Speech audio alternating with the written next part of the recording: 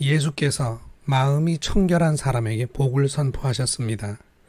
그들이 받을 복은 하나님을 배움는 것입니다.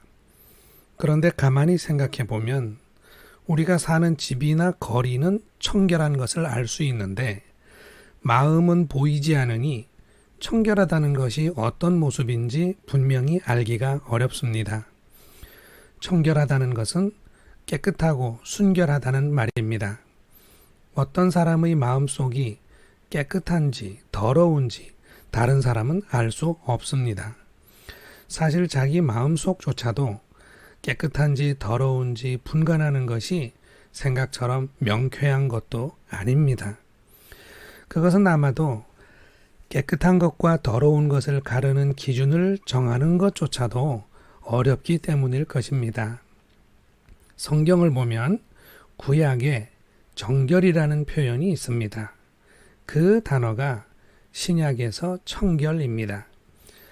이스라엘의 율법은 경제, 사회, 가정, 제사 등 모든 영역에 대한 하나님의 명령으로 이루어져 있습니다. 그중 가장 중심이 되는 규율이 바로 정결에 관한 법이라고 할 수 있습니다. 하나님께서 모세를 통해 자기 백성에게 율법을 전하신 것은 내가 거룩하니 너희도 거룩하라는 당신의 말씀 속에 담겨 있습니다. 백성이 지녀야 할 바로 그 거룩한 모습이 정결이기 때문입니다. 그러므로 오늘 예수께서 말씀하신 마음이 청결한 사람은 하나님이 전해주신 말씀을 따라 거룩하게 사는 사람을 일컫는 것입니다. 오늘 우리가 듣기로는 주님이 말씀하신 정결한 자는 거룩하신 성령님께서 인도하시는 대로 살아가므로 그 마음자리에 부정한 허물이 없는 사람입니다. 만일 마음이 청결하다고 인정받는 사람이 있다면 그 사람은 어떻게 그런 사람이 될 수 있었을까요? 남다른 천성을 그렇게 타고났기 때문일까요? 마음의 청결은 처음부터 가지고 태어나는 것이 아니라 하나님의 거룩하심을 배우고 익히며 이루어가는 것입니다. 주의 깊은 분별과 선택이 늘 필요합니다. 그렇다면 이런 사람은 왜 그렇게 애를 쓸까요? 거룩함을 옷 입어야 거룩하신 하나님께 나아갈 수 있기 때문입니다. 그러니 결국 마음이 청결한 자는 하나님을 뵙고자 하는 열망이 있는 사람입니다.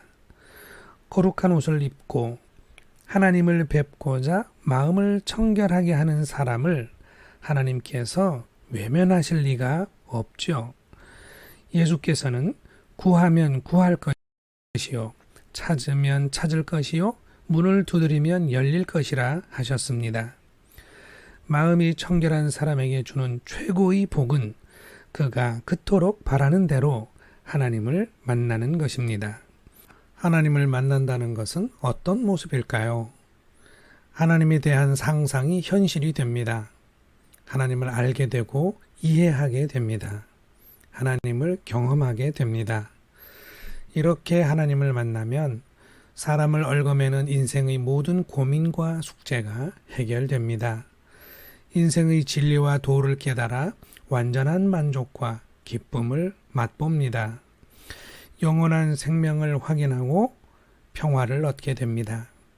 하나님을 만난 그 자리를 곧 하나님의 나라, 천국이라고 하는 것이죠. 예수 그리스도의 말씀에 마음이 청결한 사람은 하나님을 뵙는 복을 받아 하나님의 나라에 들어갑니다. 지체 여러분, 여러분과 제가 마음이 청결하게 되어서 가시덤불 같은 정욕과 안목의 이 세상에서 하나님을 만나는 복을 누리게 되기를 기도드립니다.